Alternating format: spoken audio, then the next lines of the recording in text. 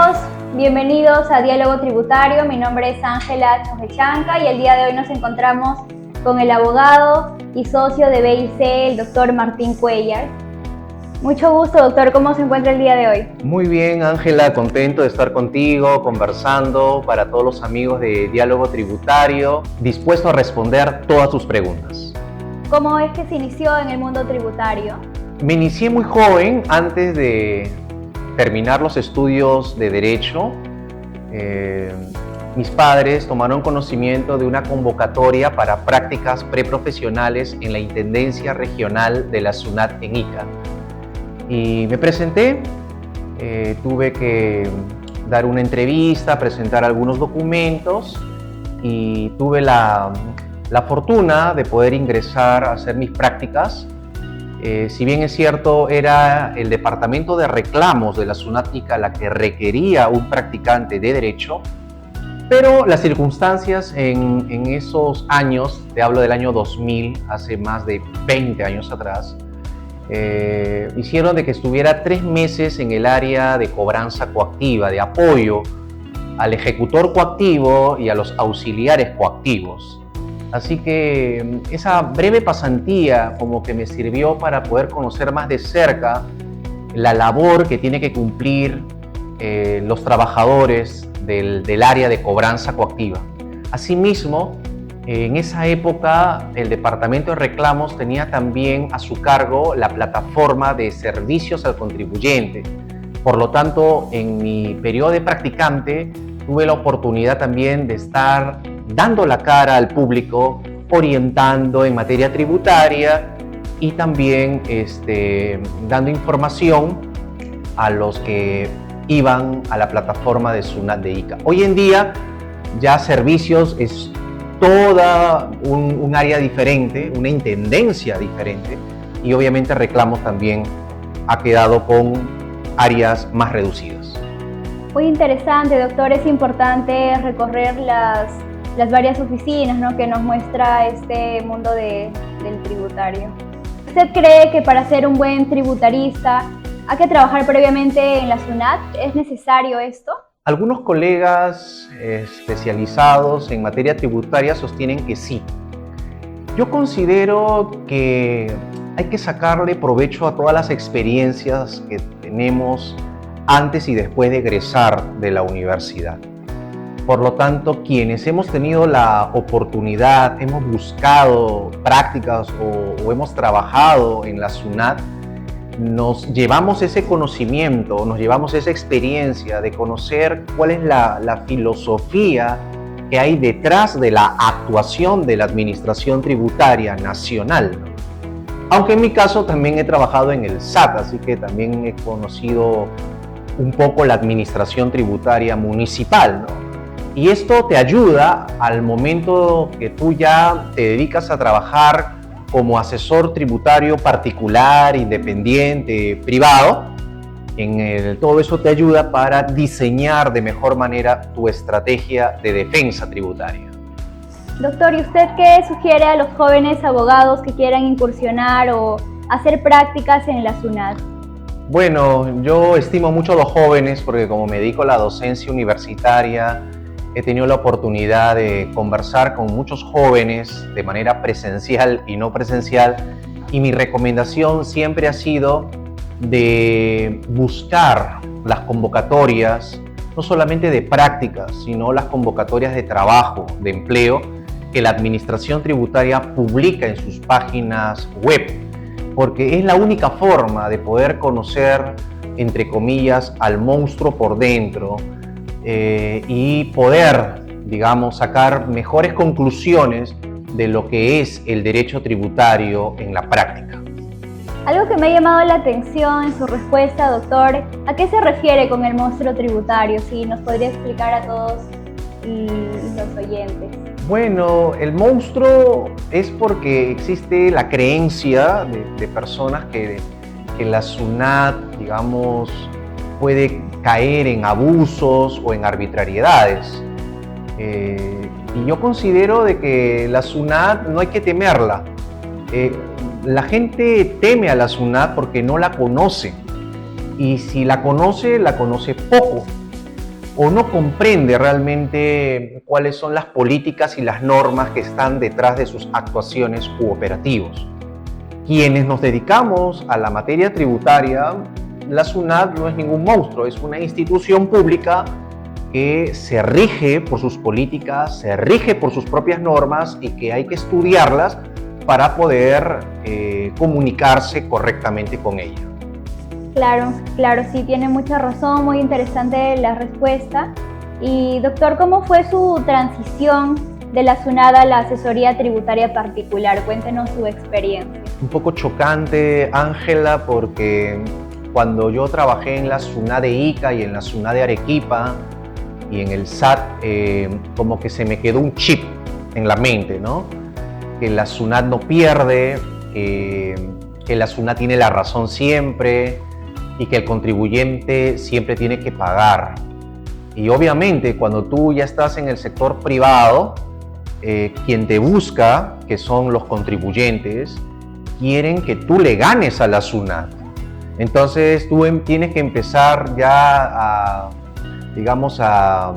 desaprender algunas cosas y dejar tu corazoncito tributario de lado y darte cuenta de que ahora tienes que defender otra causa, que es los derechos y los intereses de los contribuyentes, que pueden ser personas naturales o personas jurídicas.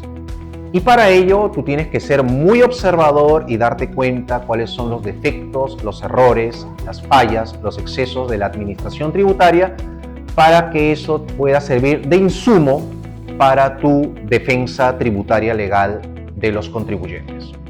Me imagino que ha sido un poco complicado, ¿no? Por un lado, iniciar a trabajar en la SUNAT y después incursionar en lo que es en el ámbito particular, doctor. Y bueno, ¿qué consejos les daría a los postulantes de la SUNAT? Bueno, que no se desanimen, a veces a la primera no se ingresa a la segunda o a la tercera. Creo que sería interesante tomar en consideración que cuando uno ingresa desde practicante, como que eso también te permite ya darte a conocer al interior de la administración y eso te puede sumar algunos puntos cuando ya uno postula a un puesto de trabajo. Y mi recomendación es también aprovechar todos los eventos de capacitación. Ahora, en el año 2023 y en los últimos años, somos testigos de cómo hay charlas, foros, seminarios, diplomados, maestrías, posgrados en materia tributaria. O sea, hay una oferta y una demanda de servicios tributarios creciente. Claro, sí, tiene mucha razón, doctor. ¿Y usted qué es lo que más recuerda de la SUNAT? ¿Cuáles son sus experiencias anecdóticas? Bueno, recuerdo que yo estaba trabajando en la división de auditoría de la Intendencia Regional de Ica y bueno, por razones internas de la institución se tenía que enviar un grupo de trabajadores a otra intendencia. Estoy hablando de la Intendencia Regional de Arequipa. Yo fui uno de los 4 o 5 fedatarios, fiscalizadores que fuimos los elegidos para irnos a trabajar a la SUNAT de Arequipa. Claro, al inicio uno dice, pero ¿por qué yo? ¿No? O sea, ¿qué he hecho mal? Pero fue una buena oportunidad un poco para salir de la zona de confort, que a veces uno se crea en su ciudad, y conocer un poco más otra cultura, otras personas, cómo trabajan en otras oficinas de la SUNAT. Y justo me tocó ese momento de la fusión de SUNAT con aduanas, cuando recuerdo que estaba de presidente Alejandro Toledo y Beatriz Merino, que era jefe de SUNAT, asume el cargo de premier, ¿no? Y lanzó un discurso ahí para el voto de confianza, empezando a hablar de una visión para el Perú, ¿no? Yo recuerdo también, como otra anécdota, que cuando yo en el año 2003 sustenté mi tesis, con la cual obtuve el título de abogado, titulada Los dilemas de la conciencia tributaria y la educación tributaria como piedra angular de todo buen sistema tributario, Tomé la decisión de, como muestra de agradecimiento por todo el apoyo recibido por varios funcionarios de la SUNAT de Ica y de Lima, donar un ejemplar de mi tesis a la biblioteca de la SUNAT de Lima. Por lo tanto, cuando tú trabajes en la SUNAT y puedas irte a Lima, a la biblioteca institucional de la SUNAT, ahí estará un ejemplar de mi tesis que la hice con mucho cariño y tuve 2 asesores externos, aparte del asesor de la universidad. Uno de mis asesores fue el doctor Mario Alba Mateucci y mi otro asesor fue el doctor José Rivas Vargas Machuca. Muy interesante, doctor. ¿Y nos podría hablar un poquito del contenido de su tesis, quizá para que nos puedan escuchar y conocer? Por supuesto, claro. Y ahora que es obligatorio, ¿no? Hacer una tesis para sacar el título. Claro. Y creo que también el optar el diploma o el grado de bachiller.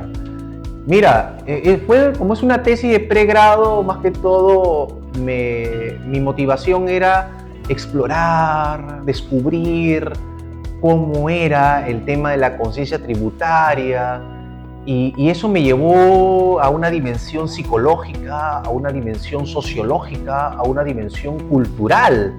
O sea, fue una tesis que no era en estricto puramente jurídica o puramente legal, sino que fue una tesis que me alimentó culturalmente, porque el tema abría varios frentes.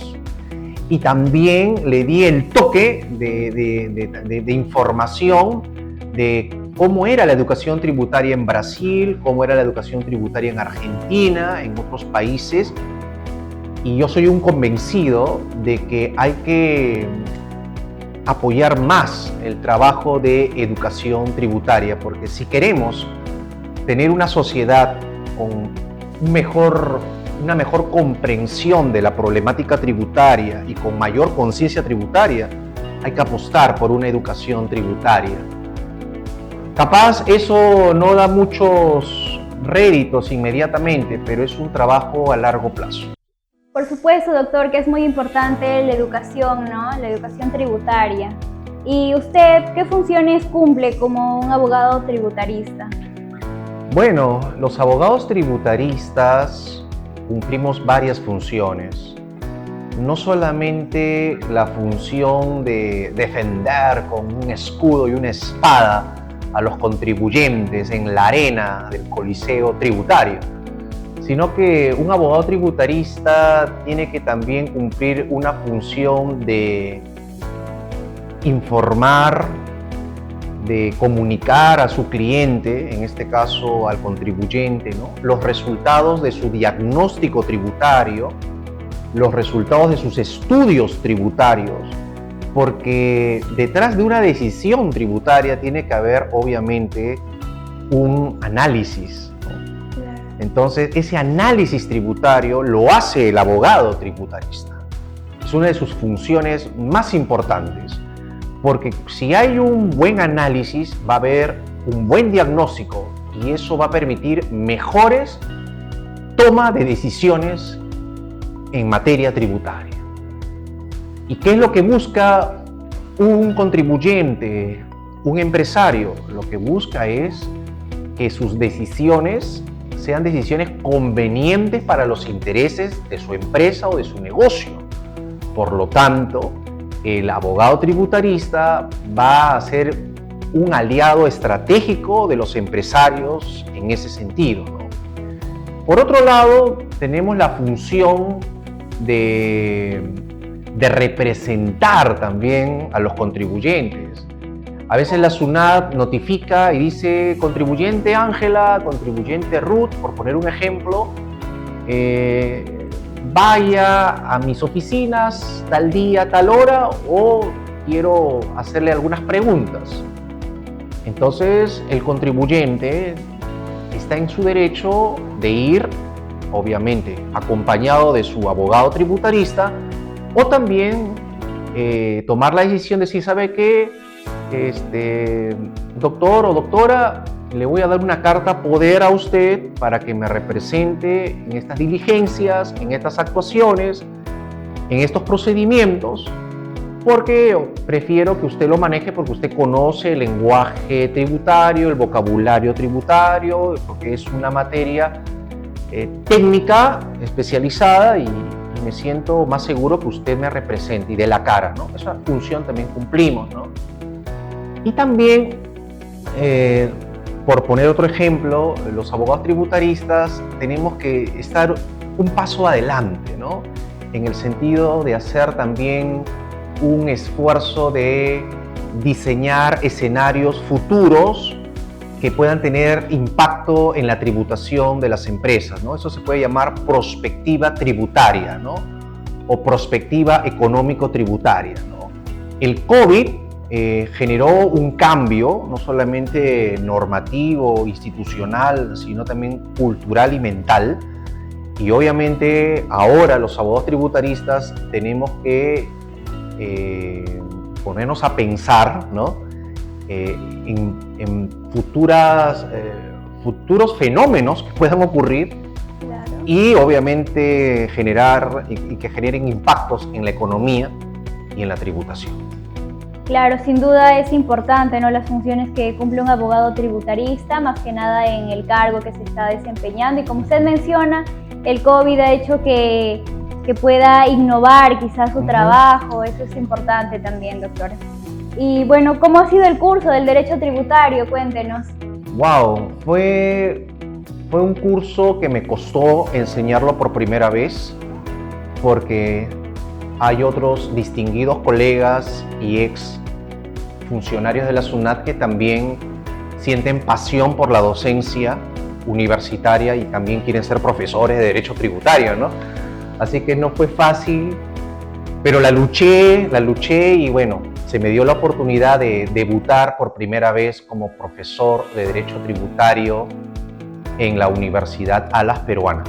Ahí fue donde por primera vez enseñé el curso de Derecho Tributario. Obviamente enseñé también otras asignaturas, pero ahí fue mi primera vez y fue muy gratificante porque es el espacio para contar experiencias, anécdotas e intentar absolver algunas consultas de los estudiantes y promover el trabajo en equipo, y se crea un vínculo, ¿no? Se crea una relación con los estudiantes que no termina cuando el curso termina, ¿no? Valga la redundancia, porque esos estudiantes del ayer hoy son los colegas y a veces nos encontramos y a mí me causa bastante satisfacción que me recuerden, ¿no?, por el derecho tributario, ¿no? Entonces yo digo, caramba, entonces no lo hice tan mal, ¿no? Entonces como que... Y obviamente luego ya otras universidades me invitaron a enseñar Derecho Tributario 1, Derecho Tributario 2, Seminario de Derecho Tributario, y años después en una maestría, recuerdo mucho, en Derecho Registral y Notarial, había un curso de Derecho Tributario aplicado al ámbito registral y notarial, ¿no? Entonces también tuve la oportunidad de enseñar esta materia en una maestría. Claro, ¿y usted cómo se ha sentido, ¿no?, el enseñar a sus alumnos y después que estos sean sus colegas? Bien, me siento bien porque cada vez somos más abogados tributaristas, cada vez somos más y es un campo muy competitivo porque hay que saber un poquito de contabilidad, un poquito de economía, un poquito de la realidad nacional, la realidad internacional, y estar muy observador a lo que está pasando en la sociedad, ¿no?, en tu región, en tu país, ¿no? Porque no te olvides que todas las áreas del derecho tienen una conexión directa con la sociedad y con el Estado. Sí. Entonces, realmente lo bonito del derecho tributario es que te permite trabajar con contadores, conocer contadores, trabajar con ellos, buscar las soluciones tributarias a los problemas que tienen los clientes, y la satisfacción que en varias de esas situaciones hemos salido airosos, ¿no? Entonces, realmente es una bonita experiencia el estar en esta área. Sí, por supuesto, esta área, esta rama del derecho es muy interesante, gratificante, como usted lo menciona. Y sobre sus capacitaciones, cuéntenos cómo ha sido en la materia tributaria, cuáles son sus experiencias. He invertido mucho dinero y tiempo en las capacitaciones. Realmente, para empezar, mi primera maestría es en Administración y Dirección de Empresas. Y me ha ayudado mucho en el ámbito tributario. ¿Por qué? Porque el ámbito tributario tiene que ver con negocios y empresas. Entonces, cuando uno estudia administración y dirección de empresas, lleva un poco de contabilidad, de finanzas, de marketing, de lo que es laboral, o sea, te involucras un poco más en el mundo empresarial, ¿no? Que es como que la base del mundo tributario, ¿no? Es difícil concebir un mundo tributario sin un mundo empresarial, ¿no? Complicado. Y mi doctorado es en ciencias empresariales, o sea, he seguido repasando, recordando y aprendiendo temas ligados a la economía, a las finanzas, y eso me ha ayudado mucho para entender el fenómeno tributario, ¿no? El tributo. Y he seguido también varios diplomados, no los recuerdo todos, pero por ejemplo, en el Colegio de Abogados de Lima hubo un diplomado en Derecho Tributario,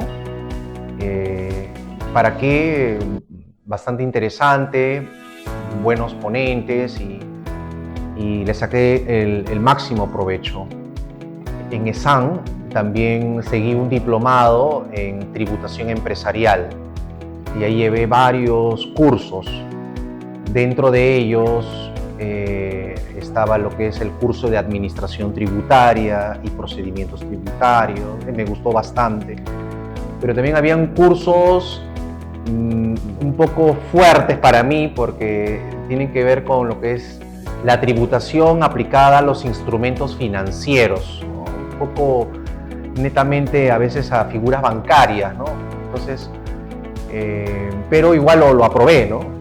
Y así he llevado también cursos de contabilidad para no especialistas, finanzas para no especialistas, diplomados de varias universidades en asesoría fiscal, ¿no? Entonces, y obviamente, a pesar que he invertido tiempo y dinero en capacitaciones, soy consciente que me falta conocer mucho más y seguir actualizándome, ¿no? Pero creo que todos los que estamos involucrados en la materia tributaria sabemos que la capacitación no es opcional, es obligatoria. Claro, doctor, como usted menciona, es importante, ¿no? Realizar capacitaciones, diplomados, así también nos podemos realizar como buenos abogados más adelante, quizá poder aspirar cargos importantes dentro de la SUNAT o otras entidades públicas de nuestro estado. Y sobre todo, Ángela, este mundo de los servicios legales especializados nos pone el reto de ganar los casos. Y para ganar los casos no puedes perder, digamos, las huellas al derecho tributario. Y hoy, por ejemplo, he terminado de asistir a una capacitación del Instituto Peruano de Derecho Tributario, el IPDT, que organizó las Jornadas Nacionales de Derecho Tributario 2023. Empezó ayer, terminó hoy. ¿Y para qué? He estado escuchando a varios colegas hablando de diferentes temas tributarios de actualidad con un enfoque sobre todo internacional, y he tomado nota de varias cositas ahí para que eso me ayude en la parte de la cátedra como profesor de Derecho Tributario y también en la parte de la asesoría tributaria particular. Y en su opinión, doctor, ¿cuáles serían los retos que tiene la SUNAT de hoy con todos los tropiezos que ha ido atravesando a lo largo de los años? Mira, justamente en este evento organizado por el Instituto Peruano de Derecho Tributario, recuerdo que un colega tributarista señaló que el reto que tiene la SUNAT es ponerse en contexto internacional, o sea, como que hizo una crítica a la SUNAT diciendo, oye, la SUNAT todavía no entiende que estamos en un mundo cada vez más globalizado y se tiene que meter más al tema de cómo regular el tema de las operaciones internacionales, de la tributación internacional, ¿no?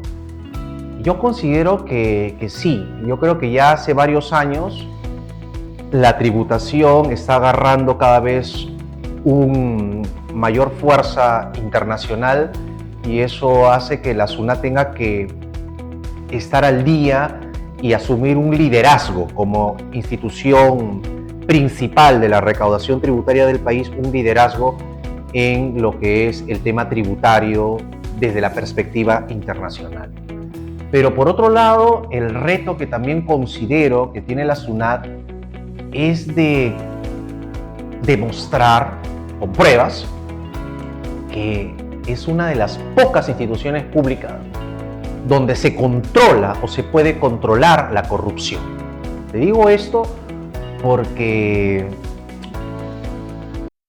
desde hace mucho tiempo hablamos de la corrupción en el Estado, en el sector público. Y la SUNAT forma parte de las instituciones públicas. Entonces, si yo como SUNAT quiero que la gente pague de acuerdo a ley, entonces tengo que tener la autoridad moral, ética, para exigir que se cumplan las leyes y las normas, ¿no? Entonces, yo creo que el reto que tiene la SUNAT, y esto lo digo porque en los últimos meses y años han habido algunas noticias que han puesto un poco en duda, ¿no? Oye, la SUNAT es una entidad donde realmente se practican los valores como la transparencia, la lealtad a su institución, la ética, o también ha caído presa de la corrupción. Ojalá que la SUNAT trabaje en ese aspecto que me parece medular para que mejore la recaudación tributaria, porque si la SUNAT no se sacude de cualquier indicio de corrupción, la SUNAT va a decir, ¿qué? ¿Pagarle a la SUNAT? Pero si la SUNAT también está en la corrupción. Entonces, yo creo que el reto que tiene la institución es esa, ser una institución éticamente cada vez más fuerte. Claro, y también hay poca conciencia social, ¿no? Al ver que muchas entidades de nuestro estado están repletas de corrupción, entonces asumen que la SUNAT también es importante, la transparencia, como usted bien lo menciona, doctor. Y bueno, ¿cuáles serían los temas tributarios de su preferencia? Cuéntenos. Wow, una pregunta difícil porque me gusta probar de todo un poquito, ¿ah? De verdad, cuando vas a recordar esas reuniones de cumpleaños, ¿no? Donde a veces ponen bocaditos, ¿no? Dulces y salados. Bueno, yo te como de todo, aunque soy un poco más de salado que de dulce, te cuento. En materia tributaria, mira, si bien es cierto, como abogado, trabajo con la ley, trabajo con la norma, trabajo con la jurisprudencia, trabajo con los precedentes, pero también me gusta la parte cultural, o sea, me gusta también la lectura de la tributación, pero desde otros ángulos, desde el ángulo social, desde el ángulo antropológico, desde el ángulo histórico, desde el lado psicológico. Yo he visto, por ejemplo, que la SUNAT hábilmente, en base a su conocimiento de la psicología del contribuyente, ha ganado buen dinero. Ha ganado buen dinero porque, y utilizando la inteligencia, en vez de invertir en mandar un auditor a que te revise y revise la contabilidad, simplemente manda una cartita nomás a tu buzón con un tenor que parece suave pero que tiene bastante ají y claro, el contribuyente que le gana el miedo, ¿no? Le gana el miedo, ¿qué es lo que hace? Mejor voy a pagar porque vaya a ser que me castiguen, ¿no? Drásticamente, ¿no? Entonces, y van corriendo y pagan, ¿no? Entonces, yo considero de que hay que también leer mucho la parte psicológica, la parte sociológica del mundo tributario, ¿no? Esos son los temas que prefiero también leer. ¿Algo que desee agregar para ya culminar con este diálogo tributario, doctor? Bueno, en verdad no quería que termine, pero sé que los minutos en internet son valiosos.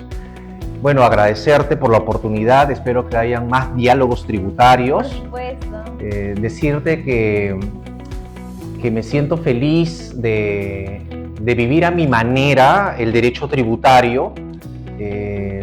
Si bien es cierto, insisto, la parte legal es importante y la parte de la jurisprudencia es importante y la parte constitucional tributaria es importante, pero creo que hay que vivir la tributación también de otras maneras, ¿no? Quien te habla hace poco ha terminado una maestría en filosofía del derecho en la Universidad de Buenos Aires, y justamente el plan de tesis que he presentado a la universidad para que me lo aprueben, pero están demorando varios meses, tiene que ver, yo propongo relacionar dos grandes temas: cómo la filosofía del derecho influye en la enseñanza del derecho tributario. Hacer cierta comparación, el enlace. Buscar el enlace, claro, porque el derecho tributario tiene mucho fundamento filosófico. Desde el momento que hablamos de justicia tributaria, ¿y qué cosa es la justicia? Entonces nos tenemos que remontar al pensamiento de los filósofos para poder encontrar respuesta a lo que en las leyes se utiliza de una manera digamos, muy rápida, ¿no? Pero detrás de cada palabra, detrás de cada término, hay un concepto, hay una idea, hay una inspiración, hay una causa, hay una razón o intuición, no lo sé. Lo dejo ahí. Muchas gracias. Muchas gracias. Esto fue Diálogo Tributario con el Dr. Martín Cuellar.